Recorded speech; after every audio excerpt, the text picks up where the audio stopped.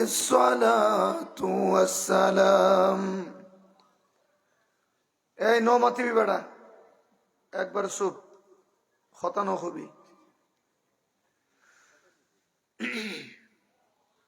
বীর চট্টলার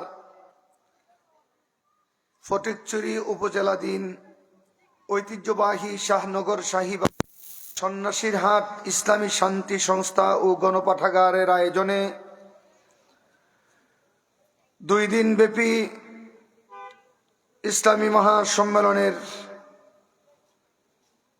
শেষ দিবসের শেষ অধিবেশনের মোহতারাম সভাপতি, বিশেষ করে প্রধান মেহমান, বর্তমান বাংলাদেশের মুসলিম উম্মার রাহবার আমির হেফাজত মুজাহিদে মিল্লাত আল্লামা মহিবুল্লাহ বাবুনগরী দামাত বারকাতুহুল আলিয়া এতক্ষণ আলোচনা করেছেন গোটা বাংলাদেশের তরুণ যুবকদের আইডল, আইকন, যার চিন্তা চেতনা ধ্যান জ্ঞান হচ্ছে আল্লাহর জমিন, আল্লাহর খেলাফত।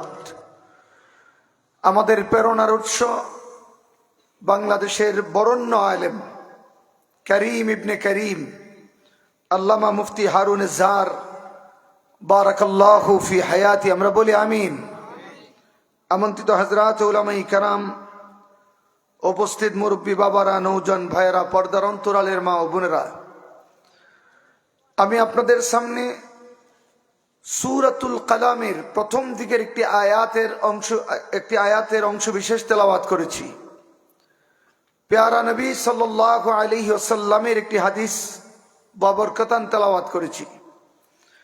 যেহেতু রাত গভীর অংশে উদ্ভাসিত হচ্ছে, লম্বা আলোচনা করার অভিলাষ আমার নাই। এই আয়াত এবং হাদিসকে আবর্তন করে সময় উপযোগী কিছু কথা আপনাদের সামনে তুলে ধরার চেষ্টা করব। আল্লাহ পাক আমাকে বলবার, আপনাদেরকে হৃদয়ঙ্গম করার তৌফিক দান করুন। একটু জোরে মহব্বত বলেন আমিন। আল্লাহর কুল সৃষ্টি জগতে আল্লাহ মানুষকে সর্বোচ্চ সম্মান দিয়ে সৃজন করেছেন। বিষয়টা যদি আমি খুলাসা করে বলি যে আল্লাহর সৃষ্টির বিশালতার সামনে গোটা দুনিয়ার বিজ্ঞান একেবারে অসহায় হয়ে যায়। আল্লাহর সৃষ্টির বিশালতা গুনে গুনে বিজ্ঞান শেষ করবে তো তাকদীরের কথা। বিজ্ঞান এই পর্যন্ত আল্লাহর সৃষ্টির বিচিত্র পর্যন্ত খুঁজে বের করতে পারে নাই। কেন? আল্লাহ বড়, তার সৃষ্টির অস্তিত্ব বড়। আল্লাহ তাআলা আসমান থেকে জমিন নয়, 7 আসমানের উপরে সিদরাতুল মুনতাহা, তার উপরে মাকামে জিবরাইল, তার উপরে 8 জান্নাত, তার উপরে লা জামান লা মাকান, এরপরে আল্লাহ পাকের আরশ, এরপরে আল্লাহ পাকের কুরসি। এই আল্লাহ পাকের কুরসি থেকে শুরু করে সপ্ত জমিন নিচে তাহতাস সারা পর্যন্ত আল্লাহ গোটা যত সৃষ্টি আল্লাহ সৃজন করেছেন, আল্লাহর সৃষ্টির কারিশমেটিক, আল্লাহর সৃষ্টির যে প্রভাব, এত কুদরত আল্লাহর সৃষ্টির মধ্যে, যে বিশাল আকাশ বিস্তীর্ণ জমিন আল্লাহ পাক সৃজন করেছেন।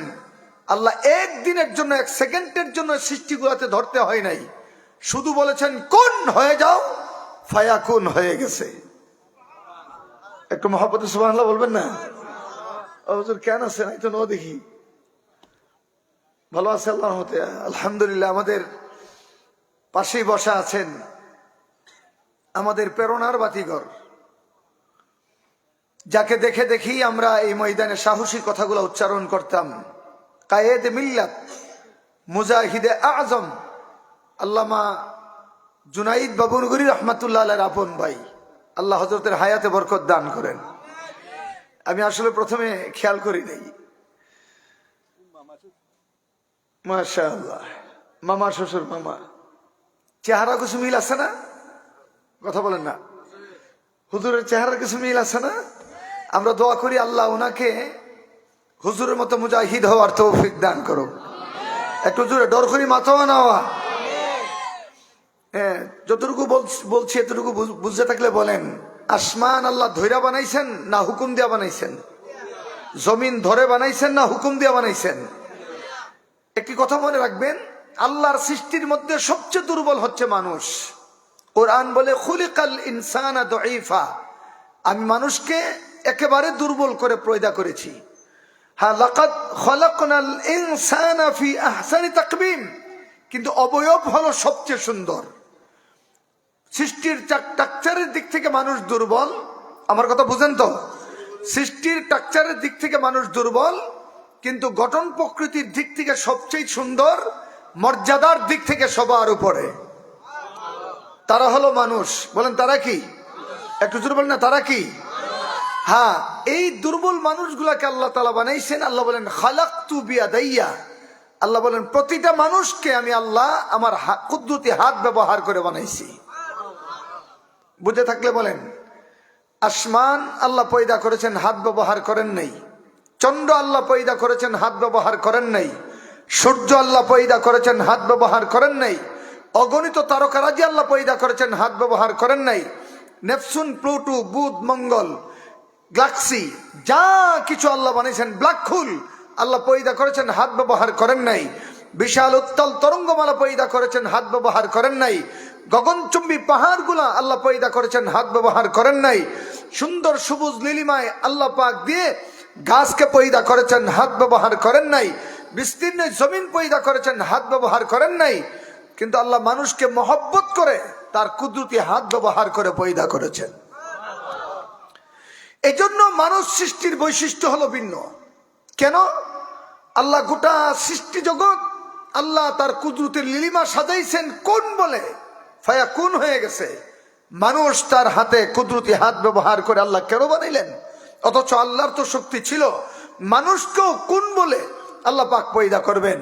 মুফাসসিরিন ইকরাম সওয়ালে মুকদ্দর জবাব দেন যে আল্লাহ মানুষকে এইভাবে পয়দা করার মূল উদ্দেশ্য হলো আসমান থেকে জমিন, জমিন থেকে আরশে আজিম, আরশে আজিম থেকে তাহতাস সারা পর্যন্ত গোটা সৃষ্টি জগৎ যা আল্লাহ পয়দা করেছেন সব মানুষের জন্য পয়দা করেছেন। আর মানুষকে পয়দা করেছেন আল্লাহ পাকের জন্য। কথাটা বুঝেন নাই মনে? বলেন জগতের সকল সৃষ্টি আমাদের জন্য। আচ্ছা আপনারা বলেন তো দেখি, আল্লাহ পাকের কুদরতের জন্য আসমানের কোনো দরকার আছে? ভাই বলেন না ভাই। আমাদের দরকার, আল্লাহ আসমান আমাদেরকে দিচ্ছেন। দিনের বেলা সূর্যের আলোর প্রয়োজন, সূর্যের আলো আমাদের দরকার, আল্লাহ সূর্য আমাদেরকে দিয়েছেন। রাতের বেলা মায়াবী জ্যোৎস্না চাঁদের আলো আমাদের দরকার, আল্লাহ মায়াবী চাঁদের আলো আমাদেরকে দিয়েছেন। পথ চলতে গিয়া তারকারাজির এই গতির দরকার, আল্লাহ আকাশকে তারকারাজি দিয়ে সাজাইছেন। হ্যাঁ, সমনির্ধারণের জন্য আল্লাহ তাআলা এরকম গ্যালাক্সি সবকিছু পয়দা করেছেন, আমাদের জন্য পয়দা করেছেন। জমিন আমরা বিচরণ করব, জমিন আমাদের দরকার, এজন্য আল্লাহ জমিন আমাদের জন্য পয়দা করেছেন। জমিন যেন তজলজল না করে, নড়ে চড়ে না উঠে, এজন্য আল্লাহ জমিনের প্যারাক হিসাবে পাহাড় পয়দা করেছেন, আমাদের দরকার, আমাদের জন্য আল্লাহ পাহাড় পয়দা করেছেন। সমুদ্রের জন্য, সমুদ্র আমাদের প্রয়োজন, আমাদের জন্য পয়দা করেছেন। যা কিছু আছে সব আমাদের দরকার, সমস্ত সৃষ্টি আল্লাহ আমাদের জন্য পয়দা করেছেন। আর আমাদেরকে আল্লাহ বানাইছেন তার জন্য। সমস্ত সৃষ্টি আমাদের, আমরা হচ্ছি তার।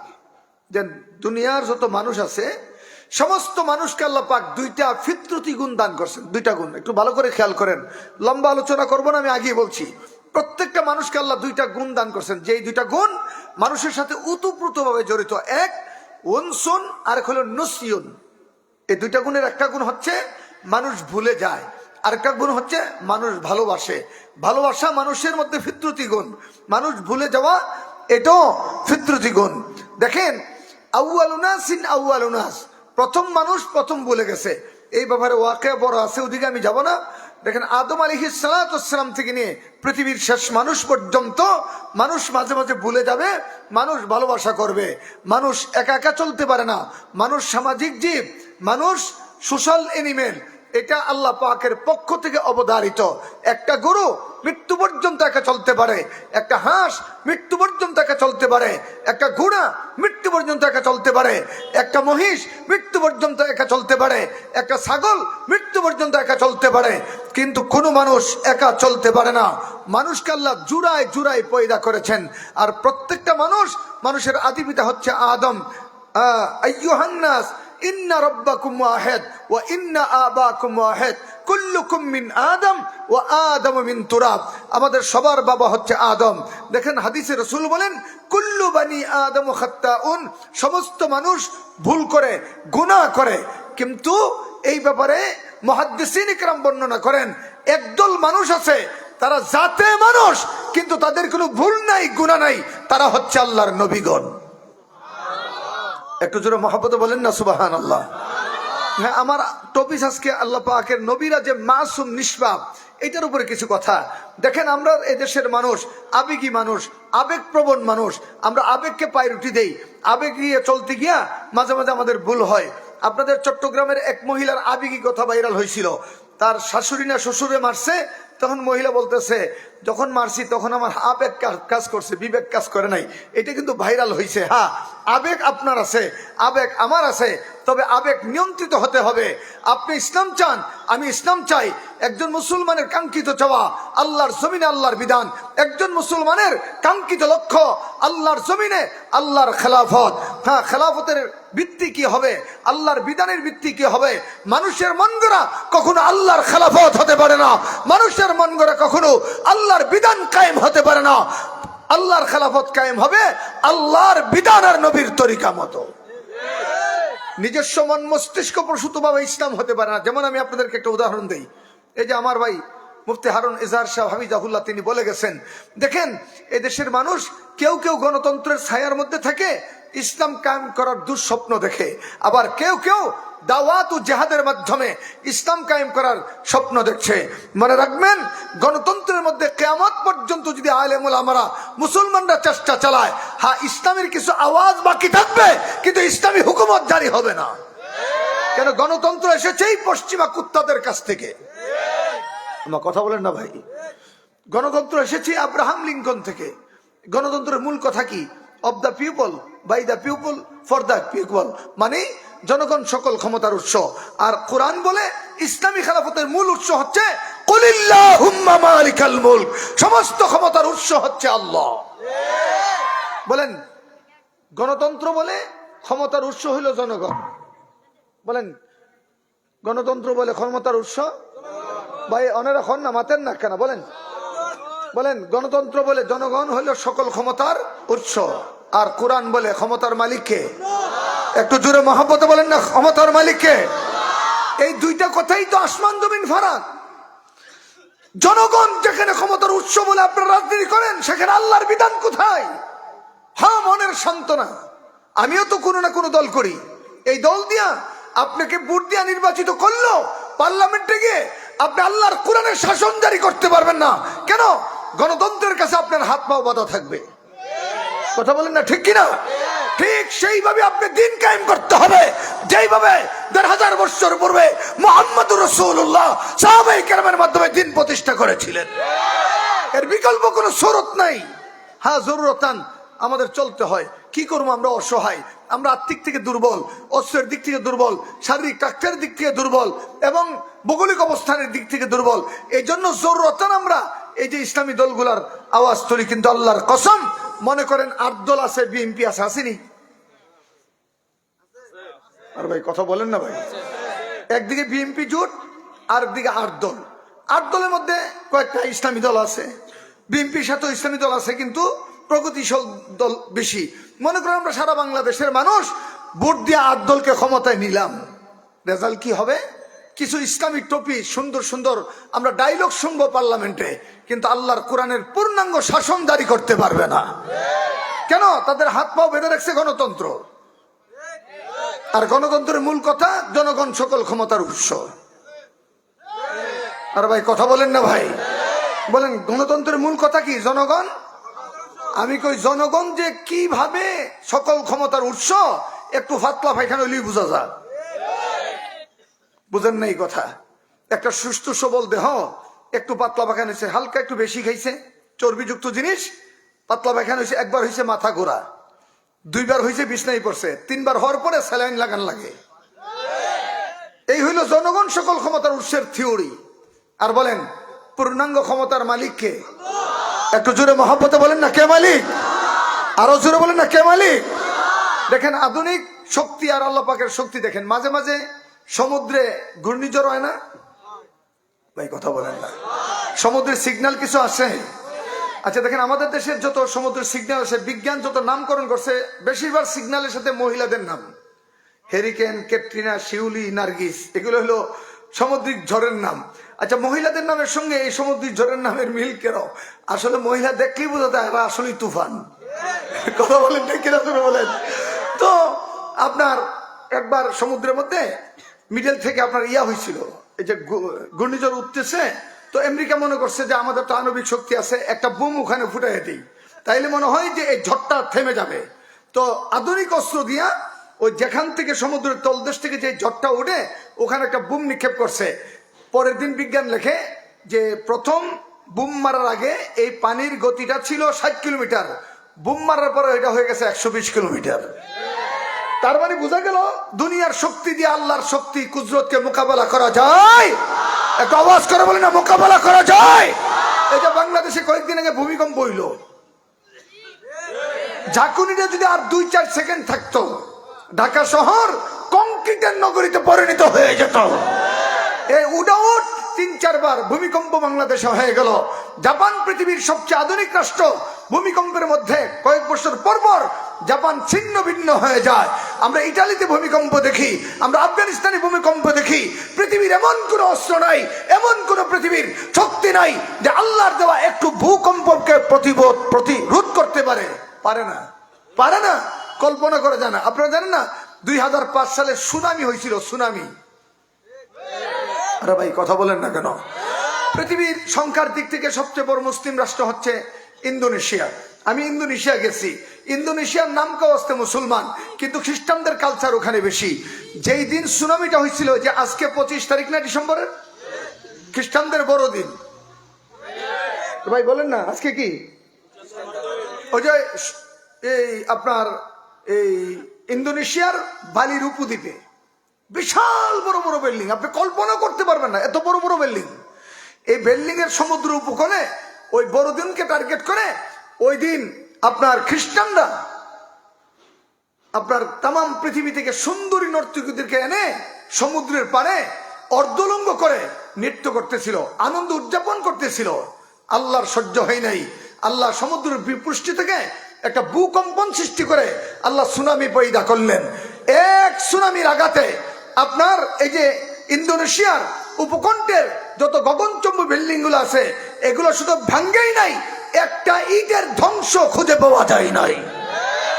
কিন্তু পরের দিন আল্লাহর কুদরত আমরা দেখছি। খেয়াল করেন, পরের দিন আল্লাহর কুদরত কি দেখছি? বিশাল বড় সিটি ভেঙ্গে মেসাকার হয়ে গেছে, পানির সঙ্গে মিশে একাকার হয়ে গেছে। কিন্তু এত অঞ্চলে যত মসজিদ ছিল, আল্লাহর কসম একটা মসজিদের দেওয়ালও ভাঙ্গে নাই। এই কুদরতটা কার? জুড়ে বলেন, এই কুদরত কার?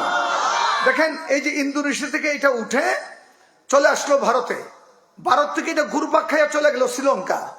এক সমুদ্রের আঘাতে আপনার তাদের রিপোর্ট মতে মারা গেল 11 লক্ষ মানুষ, অথচ বাহ্যত পক্ষে আরো বেশি। একটা সুনামির একটা ঢেউর আঘাতে 11 লক্ষ লোক নাই।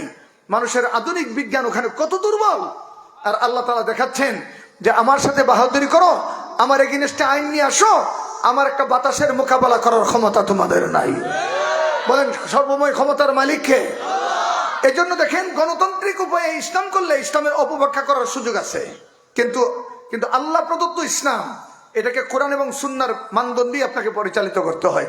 দেখেন আফগানিস্তানের তালেবান, কইতাম না একটু না, অসুবিধা হইতেছে আপনাদের কথা কয় না।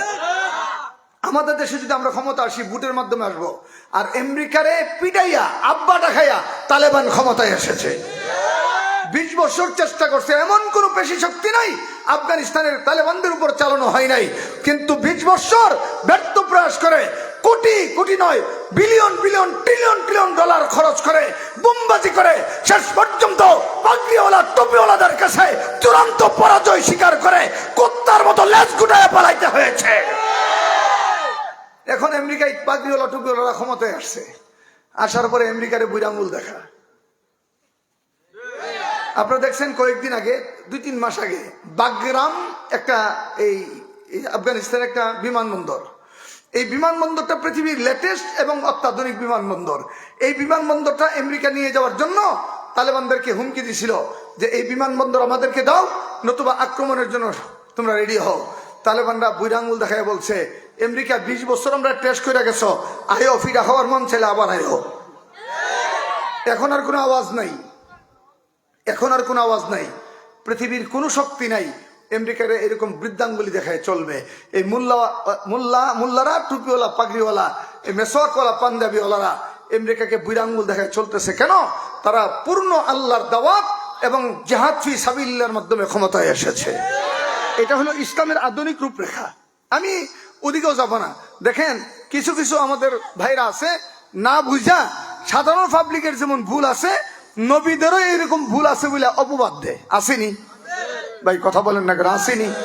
অথচ দেখেন নবীরা মানুষ, তবে আমাদের মতো না। বলেন নবীরা, জোরে কন, নবীরা আমাদের মতো। একটু জোরে কন, নবীরা আমাদের মতো। আমাদের গুনাহ আছে, নবীদের গুনাহ। আমাদের ভুল হয়, নবীরা ইচ্ছা করে ভুলও। আরে ভাই কথা বলেন না কেন? নবীরা মাসুম। বলেন নবীরা কি? নবীরা গুনাহ করে না, গুনাহ করলে নবী হয় না। এই আমার পয়েন্ট হলো এখানে। বলেন নবীরা গুনাহ করে না, বলেন নবীরা গুনাহ, আর গুনাহ করলে নবী। যারা বলে নবীরা গুনাহগার, তারা কোনোদিন খাঁটি মুসলমান হতে পারে না। এটাই চূড়ান্ত কথা। দেখেন আল্লাহ তাআলা নবীরা যে গুনাহ করে না, গুনার কাছেও যায় না, এই কোরআনে বারবার আল্লাহ তার প্রমাণ রাখছেন। এমন এমন প্রমাণ রাখছেন যা শুনলে আপনারা বিস্মিত হয়ে যাবেন। যেমন একটা উপমা দিয়ে আমি শেষ করি। পৃথিবীর একজন বড় নবীর নাম হলো ইউসুফ আলাইহিস সালাতু ওয়াস সালাম। কি নাম জুড়ে কন? নাম শুনছেন আপনারা? পৃথিবীর সবচেয়ে সুন্দর নবী, তবে আমাদের মতো নবীর মতো না। সমস্ত সৃষ্টি জগৎকে আল্লাহ অর্ধেক সৌন্দর্য দিয়েছেন, আর একা ইউসুফ নবীকে আল্লাহ পাক অর্ধেক সৌন্দর্য দিয়েছেন। আচ্ছা এবার আপনারা বলুন তো, ইউসুফ নবীর প্রেমে পাগল ছিল একটা মহিলা, কি নাম? জুড়ে ডরখড়ি মাতো।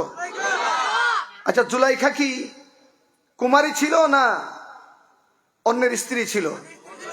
আচ্ছা তার স্বামী কে ছিল? মিশরের প্রেসিডেন্ট, মানে জুলাইখা ফার্স্ট লেডিস।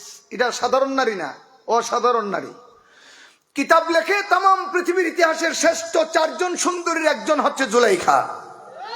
কথাটা বুঝেন নাই? আর ইউসুফ ছিল ওই বাড়ির গোলাম। বলেন ভাই, ইউসুফ ছিল ওই বাড়ির যুবকরাজ ডরখড়ি মতো, ইউসুফ ছিল ওই বাড়ির। আচ্ছা গোলামটা কেমন হইলে প্রেসিডেন্টকে বাদ দিয়া গোলামের প্রেমে ফার্স্ট লেডিস পাগল হয়? এটা অনুমান করা যায়।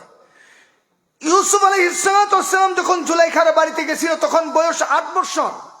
8 বছরের ছেলে প্রেম বুঝে না, এই জন্য পূর্ণ বয়স হওয়া পর্যন্ত জুলাইখা নিজের হাতে ইউসুফকে ঘুরলেন।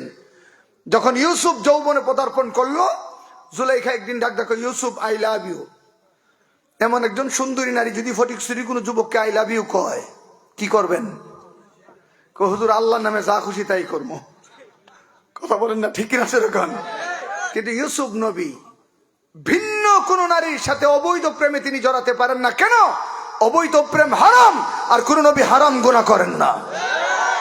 ডাক দেখো, ম্যাডাম আপনি আমার মালিকের বউ, ওই পর্যন্ত সীমাবদ্ধ থাকেন, বাউন্ডারি ক্রস করেন না। বেচারির মনে হুপ হিট লাগলো। মহিলাদের চরিত্রটা কি জানেন? যুবকরা কয় না, তোমরা জানো না আসলে, আমি কই মহিলাদের চরিত্র শোনো। আশরাফ আলী থানভী রাহমাতুল্লাহ আলাইহি বলেন যে আমি একদিন লিখতে লিখতে, মহিলাদের বিষয়ে লিখতে লিখতে ঘুমায় গেছি। এর মধ্যে ঘুমের করে স্বপ্নে দেখি একটা সুন্দরী মেয়ে বুরকা টুরকা ছাড়া, বেপর্দা ছাড়া আমার সামনে আসছে। একেবারে সুন্দরী সুরুষী তরুণী যুবতী। কথা বুঝতেছেন তো? তো আমি আটকে উঠলাম, দিলাম, এই মেয়ে তুমি আমার সামনে আসলা কেন?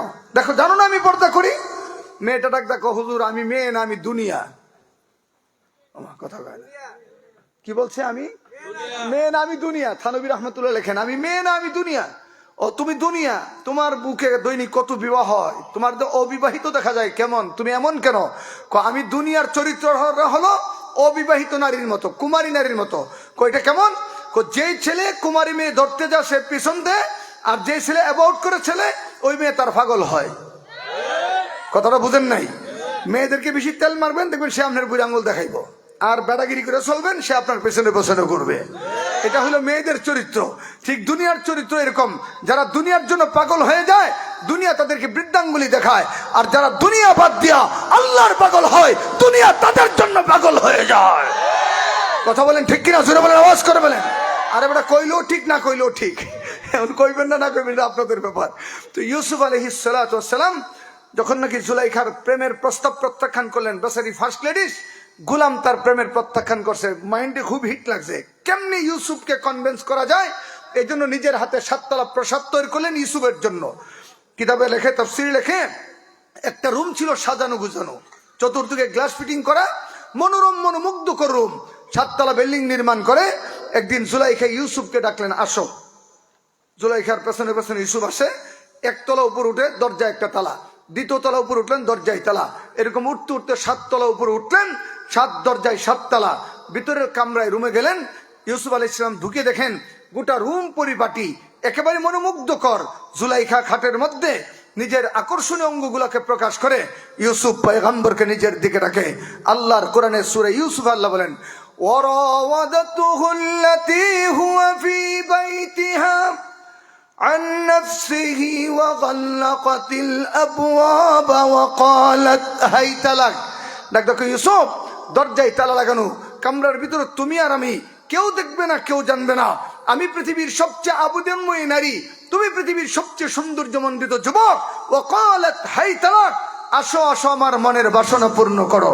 আপনারা মাইন্ড করবেন, আমি একেবারে নির্বিঘ্নে আপনাদেরকে জিজ্ঞাসা করি, পৃথিবীর কোন টকবকে যুবক যদি কোন একটা আলাদা কামরায় একজন সুন্দরী সুরুষী তরুণী যুবতী পায়, আর কামরা যদি বন্ধ থাকে, ওই যুবক নিজের চরিত্র নিয়ে ওখান থেকে বের হতে পারবে না। যুবকী যদি তাকে আবেদনময়ী হয়ে ডাকে, আহ্বান করে, কোন যুবক নিজের চরিত্রকে ঠিক রাখতে পারবে না। কিন্তু ইউসুফ আলাইহিস সালাম জিনার এমন মুখ্যম সময়ও জুলাইখার আহ্বানকে প্রত্যাখ্যান করে চেহারা ঘুরায় দিলেন আকাশের দিকে। আকাশের মালিক আল্লাহকে লক্ষ্য করে বললেন, ক্বালা মাআযাল্লাহ, বাঁচানের মালিক আল্লাহ। এই যে এখন আসছি বাবা ভান্ডারির গেট দিয়া, ঘুমাই গেছেন, আজকে এখন হ্যাপি বার্থডে চলতেছে, তো যাওয়ার দরকার আমাদের। এই যে কিছুক্ষণ আগে এই যে বাবা ভান্ডারির দিক দিয়ে আসছি, আমাদের আকীদার বাবা ভান্ডারীদের আকীদা এক না। এটার নাম মাইজ ভান্ডার। মাইজ ভান্ডার মানে ফেট, এটার কাম হইলো শুধু খাওয়ান আর খাওয়ান। কথা বলেন না, ঠিক কিনা বলেন? শরীরের মাইজ ভান্ডার কি পেট না? এদের চরিত্র পেটের মতো, খালি খায় আর খায়। এদের কবরের যারা খেদমত করে তাদের নাম হলো খাদেম, মাতো না বাবা। তাদের কবরের খেদমতগারদের নাম কি? খাদেম। অর্থ বুঝেন? আগে খা পরে দেন, তার নাম হইল কি? বলেন না, কি নাম? ওই যে ওদের আল্লাহ আর আমাদের আল্লাহ এক না। কথা কয় না, বলেন না? এদের আল্লাহর সঙ্গে বাবা ভান্ডারি লাগে আছে, আর আমাদের আল্লাহ একক সত্তার মালিক। কথা বলেন, ঠিক কিনা জোরে বলেন? আমাদের মালিকের সঙ্গে শরীক নাই, আর তাদের বাবারা নাকি আল্লাহর মতো। একটু জোরে নাউজুবিল্লাহ বলেন না। লেখছে, যিনি পীর তিনি খুদা, তিনি রাসূল, খুদার কসম, এমন আকীদা সম্পন্ন মানুষ তুরন্ত বেঈমান। বলেন, যিনি পীর তিনি খুদা, কথা কয় না। যিনি পীর তিনি খুদা, তিনি রাসূল, এই আকীদা রাখলে সুন্নি হনা বেঈমান হয়। ওই যে জাহাঙ্গীরেরা বেঈমান, কথা কয় না, বলেন না? জাহাঙ্গীরা কি মার্কা মুসলমান? বেঈমান মার্কা মুসলমান।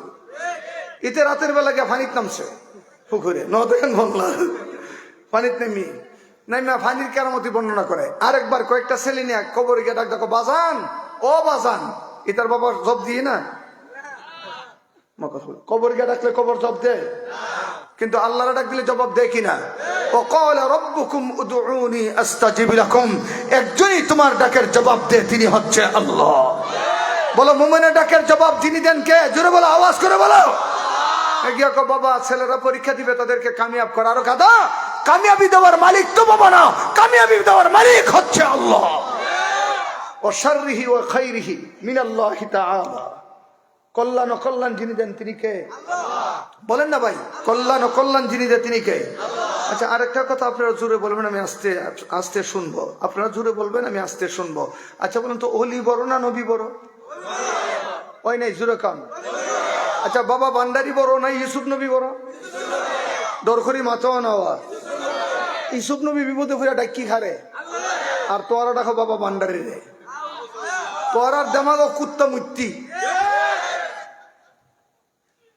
বলো, ডাকবা কাকে? বলো, আওয়াজ করে বলো, বলো, চিল্লে বলো না, ডাকবা কাকে? বলো, যিনি তোমার ডাকের সাড়া দেয় তিনি কে? জোরে ডাকলেও যিনি সাড়া দেয় তিনি কে? একা একা ডাকলেও যিনি সাড়া দেয় তিনি কে?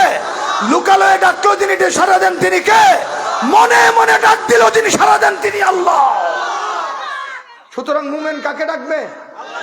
বলেন না, এই যে নবীরা শিখাইছে তা ক্বালা মাআযাল্লাহ, আল্লাহ তুমি বাঁচাও, তুমি বাঁচানোর মালিক, দুনিয়ার কোনো বাবা বাঁচানোর মালিক নয়। আকীদায় যদি একথা আনো তোমার ঈমান থাকবে না। বলো বাঁচানোর মালিক কে? বলো না।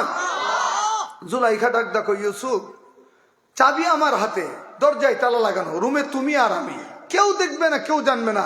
এখানে আল্লাহ কর্তৃক আইলো, এখানে আল্লাহ ডাকো কেন? ইউসুফ ডাকদা বলে, জুলাইখা তুমি জানো না আমার মালিক তিনি যিনি আমাকে এই অবস্থা থেকে উদ্ধার করতে পারে। বলেন পারে কিনা? জোরে বলেন না, পারে কিনা? একটু কথা কইতাম না, অসুবিধা হইতেছে আপনারা? গুমটুম আসেনি? সজাগ তো আপনারা নাকি? ইউসুফ আলাইহিস সালাম হঠাৎ করে তাকায় দেখে জুলাইখা যে খাটে শুইছে, খাটের কোন একটা মূর্তি, মূর্তিটারে চাদর দিয়ে ঢেকে রাখছে।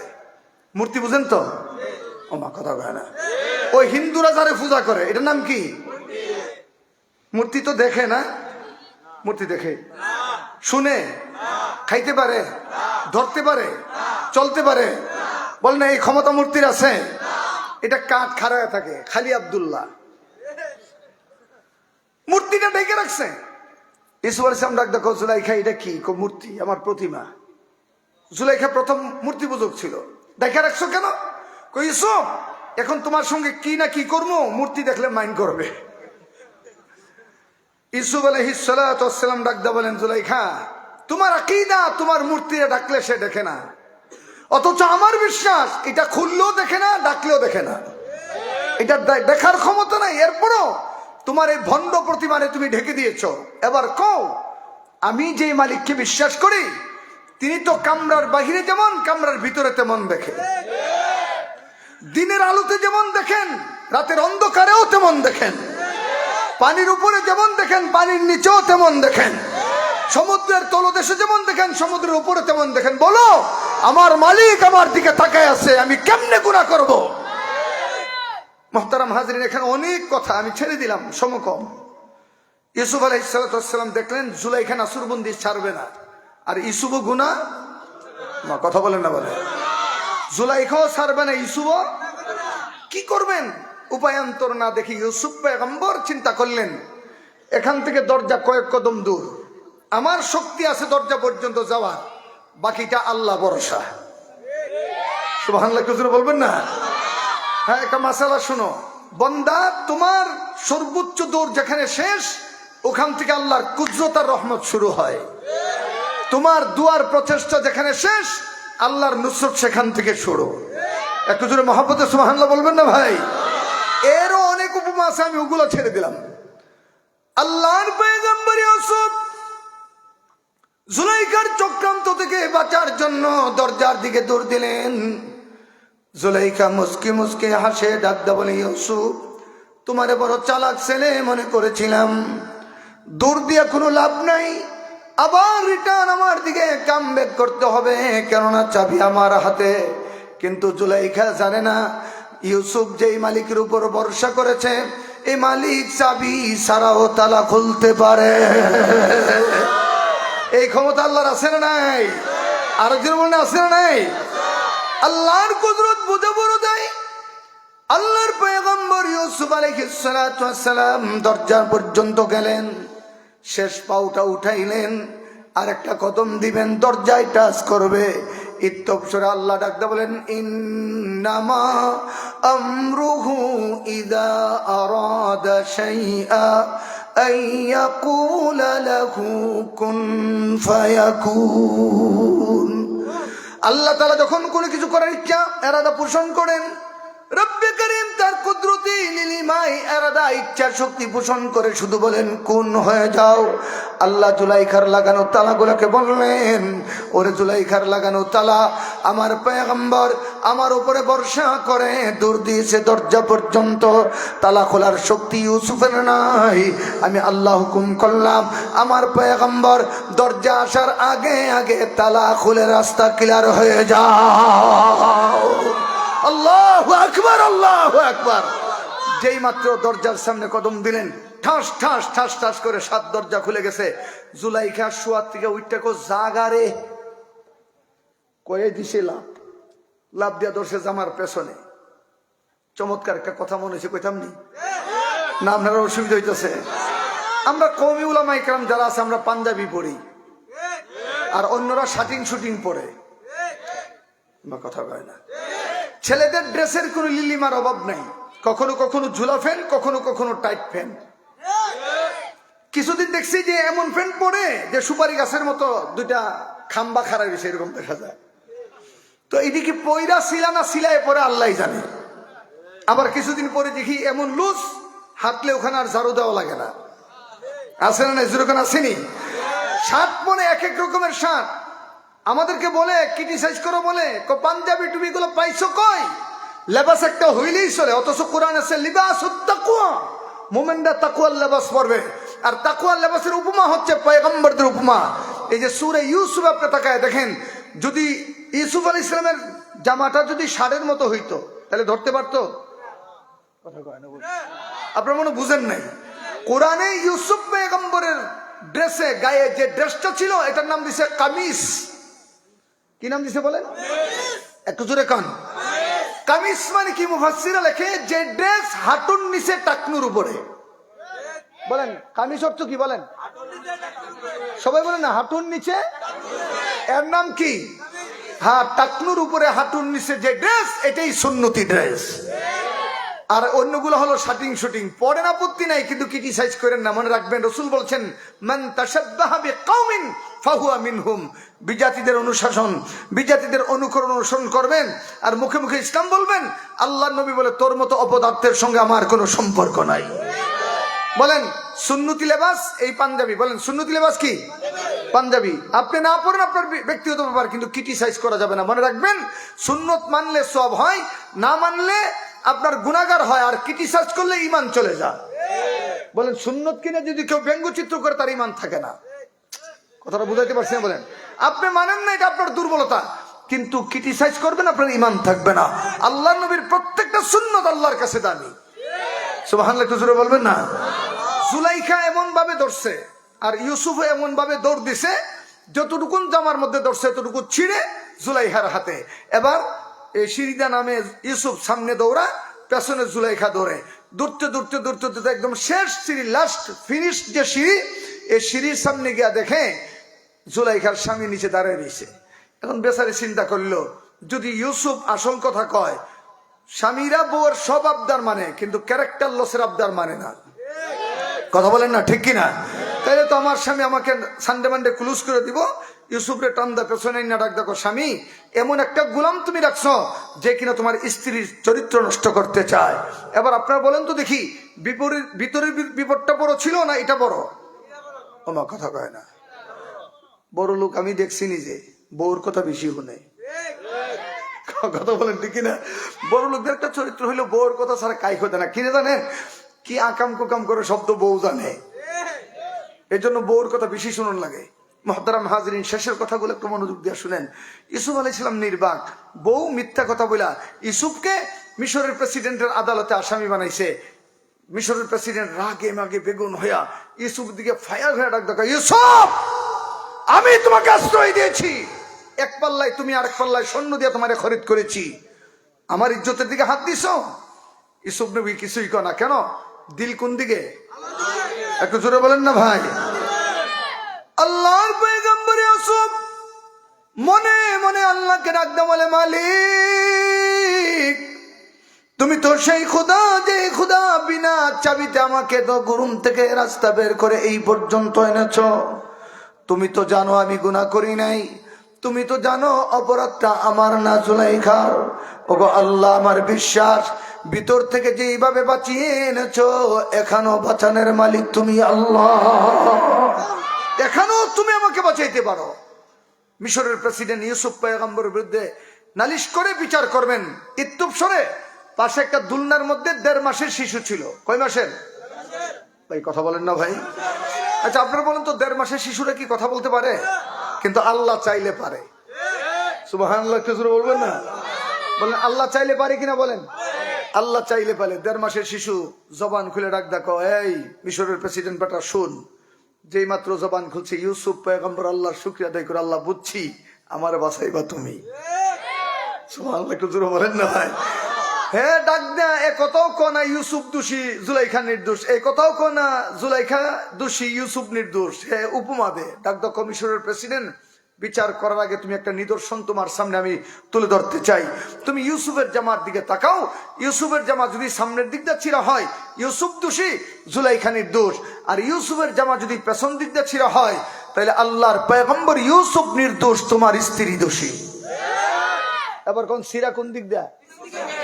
জোরে, আরো জোরে। জামি তো যা বুঝার বুঝা লাইছে, বুঝা কো। ইউসুফ আ'রিদ আন হাযা ওয়াস্তাগফিরি লিযামবিক ইন্নাকি কুনতি মিনাল খাতিইন। এই জুলাইখা, তুই অপরাধী। ইউসুফ আ'রিদ, আই এম এক্সট্রিমলি সরি। ওয়াস্তাগফিরি লিযামবিক, জুলাইখা তুই দোষী, ক্ষমা চাই ইউসুফের কাছে। ইন্নাকি কুনতি মিনাল খাতিইন, তোদের চক্রান্ত বড় ভয়ানক। আল্লাহর পয়গম্বর গুনার মুখ্যম সময়ে গুনাহ করলেন না কেন? তিনি নবী, নবী কখনো গুনাহ করে না, গুনাহ করলে কখনো কোনো মানুষ নবী হতে পারে না।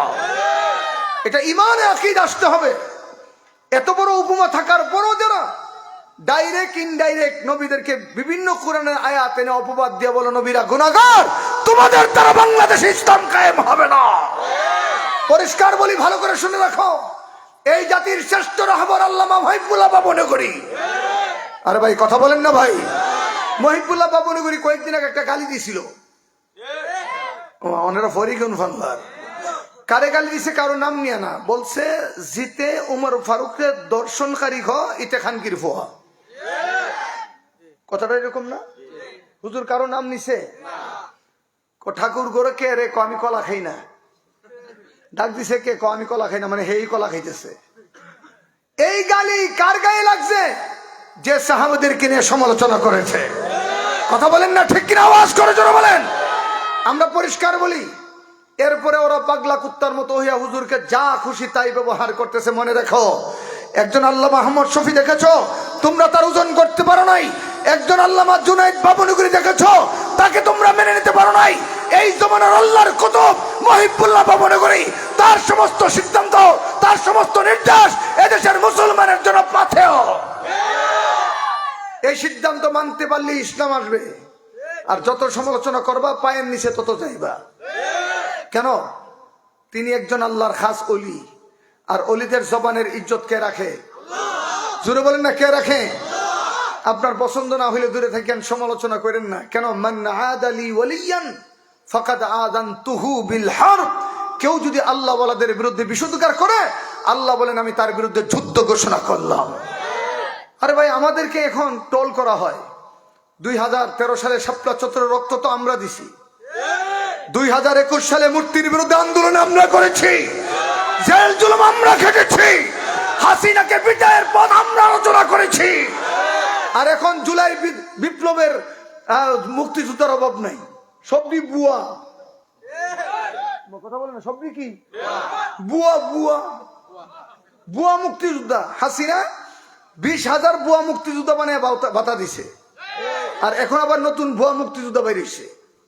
এগুলা বাঙালি বুঝে। প্রয়োজন ইসলামের জন্য আমরা আবার রক্ত দিতে প্রস্তুত আছি।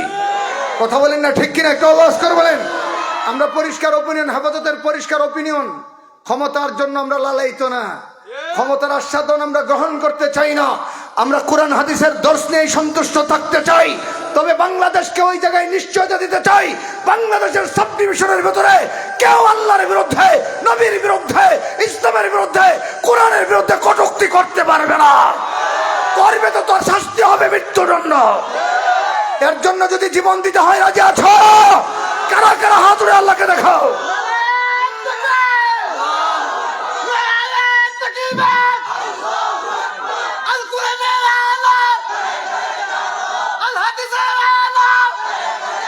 আমরা পরিষ্কার বলি, বিভাজন আমরা চাই না, আমরা বুক দিতে চাই, ভালোবাসতে চাই। তবে আমাদের মুরব্বীদের কিনে ট্রল করলে ইতিহাস ভিন্ন হবে। কথা বলেন না ঠিক কিনা জোরে কান। আল্লামা মহিবুল্লাহ বাবুনগরীর দিকে তাকিয়ে আছে এই দেশের মুসলমান। কথা বলেন ঠিক কিনা জোরে বলেন। তার বিরুদ্ধে বিষোদ্গার করে কেউ বেশি দিন টিকতে পারবেন না। আর আমরা বই দেখায় লাভ নেই, হাতিরে দাঁত দেখায় লাভ নেই। হাসি নেই আমগুল লোকে ফারে নাই। আপনি কে? আল্লাহ আমাদেরকে মানার বুঝার তৌফিক দান করুক। এই সংগঠনকে আল্লাহ কবুল করুক। বলেন নবীদের গুনাহ নাই, বলেন সবাইকে নবীদের, বলেন নবীদের, নবীরা মাসুম, বলেন নবীরা, বলেন গুনাহ করলে নবী হয় না, নবী হইলে গুনাহ। এই আকীদা ইমানের মধ্যে সংযোজন করতে হবে, তাহলে মুকাম্মাল ইমানদার হবেন, নতুবা ইমান নিয়ে কবরে যেতে পারবেন। আল্লাহ তাআলা আমাদেরকে মানার বুঝার তৌফিক দান করুক। 2 দিন ব্যাপী এই সম্মেলনকে আল্লাহ পাক কবুল করুক। আজকে তো শেষ দিন না? ডাক্তার রফিক সাহেব মেহমানদারির ব্যবস্থা করেছেন। মেহমানদারি হইল পয়গম্বরদের আখলাক। যারা দুনিয়াতে মেহমানদারির জন্য দরজা খুলে দিবে, আল্লাহ নিজে তাকে মাগফিরাতের দরজা খুলে দেন। আমাদের আখলাকগুলো কেমন যেন পরিবর্তন হয়ে যাচ্ছে। সমস্ত নবীরা মেহমান নওয়াজ ছিলেন, এই জন্য মেহমানদারি এই গুণটা রাখবেন। 1 গ্লাস পানি দেওয়া হইলে মেহমানদারি করবেন। আপনার বেশি কিছু খাবার তৌফিক নাই, পানি তো খাওয়াইতে পারেন, তারপরে মেহমানদারি থাকবেন ইনশাআল্লাহ। ডাক্তার সাহেবকে আল্লাহ কবুল করুক। একটু জোরে কোন আমিন, আরো জোরে বলেন আমিন। আমরা দোয়া করি এই সংস্থার, ইসলামী শান্তি সংস্থা ও গণপাঠাগারের যত সদস্য আছে, আল্লাহ সবাইকে মর্দে মুজাহিদ হিসাবে কবুল করুক। যারা বিদেশ আছে আল্লাহ তাদেরকে হেফাজত করুক। সূরা ফাতিহা একবার, সূরা ইখলাস 3 বার পড়েন। বিসমিল্লাহির রহমানির রহিম, আলহামদুলিল্লাহি রাব্বিল আলামিন, আর রহমানির রহিম, মালিকি ইয়াউমিদ্দিন, ইয়্যাকা না'বুদু ওয়া ইয়্যাকা নাস্তাঈন, ইহদিনাস সিরাতাল মুস্তাকিম, সিরাতাল লাযীনা আন'আমতা আলাইহিম গায়রিল মাগদূবি আলাইহিম ওয়ালাদ-দাল্লিন। আমিন। বিসমিল্লাহির রহমানির রহিম। قل هو الله أحد الله الصمد لم يلد ولم يولد ولم يكن له كفوا أحد. بسم الله الرحمن الرحيم. قل هو الله أحد الله الصمد لم يلد ولم يولد ولم يكن له كفوا أحد. بسم الله الرحمن الرحيم. قل هو الله أحد الله الصمد لم يلد ولم يولد ولم يكن له كفوا أحد. درشد. اللهم صل على محمد وعلى آل محمد كما صليت على إبراهيم وعلى آل إبراهيم إنك حميد مجيد. اللهم بارك على محمد وعلى آل محمد كما باركت على إبراهيم وعلى آل إبراهيم إنك حميد مجيد. أستغفر الله الذي لا إله إلا هو الحي القيوم وأتوب إليه. لا حول ولا قوة إلا بالله العلي. হুজুর দোয়া না করিবেন, অনেক দাড়ি তো সাধু হয়ে গেল। আলহামদুলিল্লাহি রাব্বিল আলামিন, والصلاة والسلام على أشرف الأنبياء والمرسلين. ربنا ظلمنا أنفسنا وإن لم تغفر لنا وترحمنا لنكونن من الخاسرين. ربنا لا تزغ قلوبنا بعد إذ هديتنا وهب لنا من لدنك رحمة إنك أنت الوهاب. رب اغفر وارحم وأنت خير الراحمين. رب ارحمهما كما ربياني صغيرا.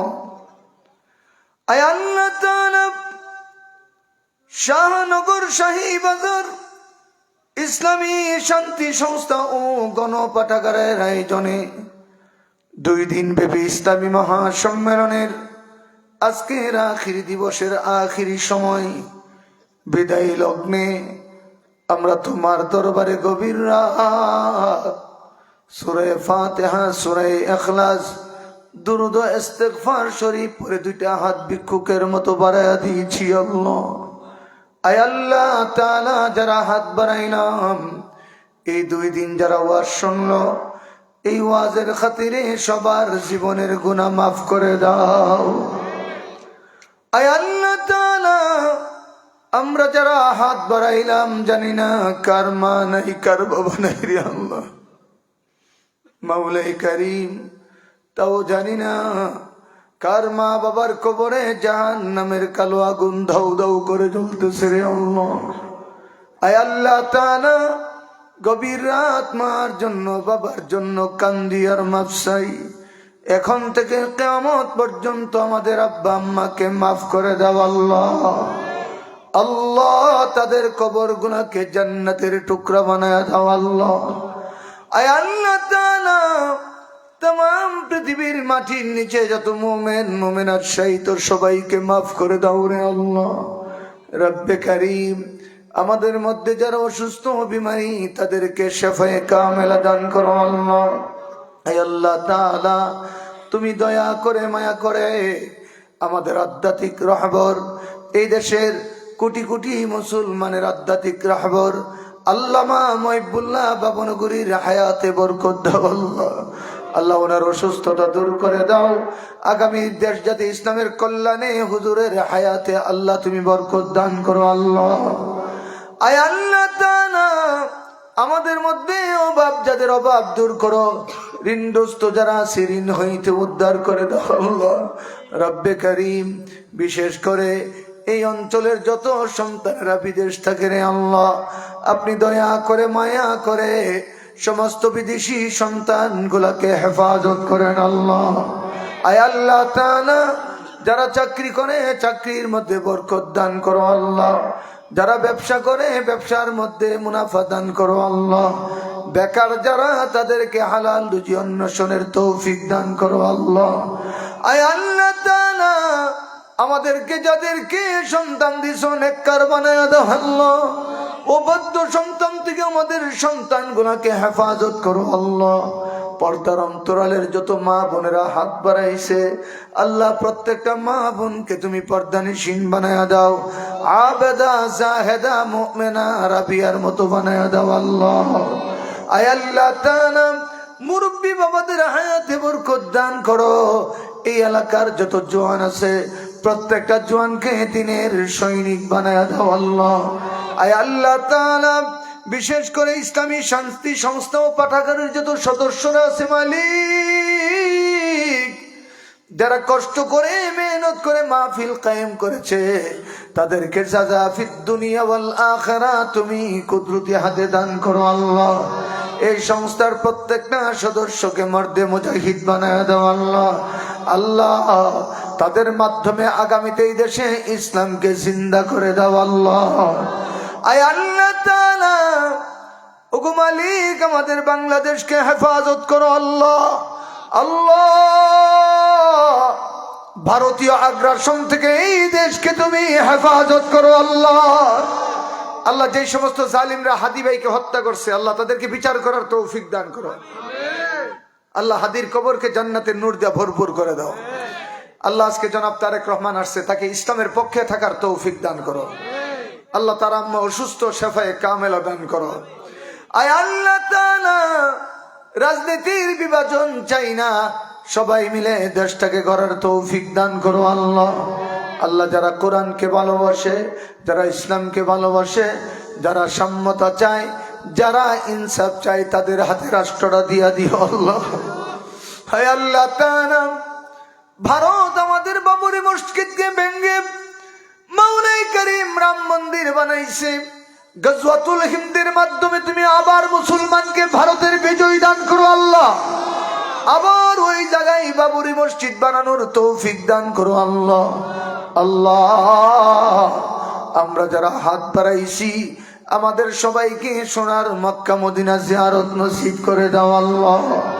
আল্লাহ, একটা দরখাস্ত, ঘুমের ঘরে স্বপ্ন যুগে তোমার নবীকে দেখার তৌফিক দান করো আল্লাহ। আমরা এখানে যারা হাত বাড়াইছি তোমার নবী না দেখায়া কবরে ডাক দিও না আল্লাহ। আমি মুসাফির মানুষ, তোমার নবী বলছে মুসাফিরের দোয়া কবুল।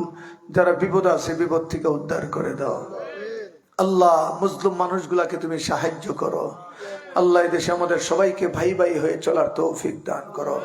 আল্লাহ যার যার সমস্যা তুমি দিয়া দাও মাওলা। আল্লাহ বাংলাদেশের সমস্ত কওমি মাদ্রাসাগুলোকে হেফাজত করো। আল্লাহ তুমি কওমি মাদ্রাসাগুলোকে হেফাজত করো। আল্লাহ এই মাদ্রাসাগুলোর মাধ্যমে দেশে ইসলামকে জিন্দা করে দাও। আয় আল্লাহ তাআলা এই মাহফিল তুমি কিয়ামত পর্যন্ত জারি করে দাও আল্লাহ। মালিক জানি না কোন দিন জানে মালাকুল মউত আমাদের ঘরের দরজার খিড়কিনার বেড়ে আনলো। যেদিন দুনিয়া থেকে বিদায়ের ডাক দিবা, রমজান মাসের শুক্রবারে নামাজের সেজদারত অবস্থায় ডাক দিও। ওই দিন তুমি আমাদের জবানে কলমা শরীফ নসিব করে দিও আল্লাহ। আল্লাহুম্মা বারিক লানা ফি রজব ওয়া শাবান ওয়া বাল্লিগনা রমাদান। সুবহান রাব্বিকা রাব্বিল ইজ্জাতি আম্মা ইয়াসিফুন ওয়া সালামুন আলাল মুরসালিন والحمد لله رب العالمين।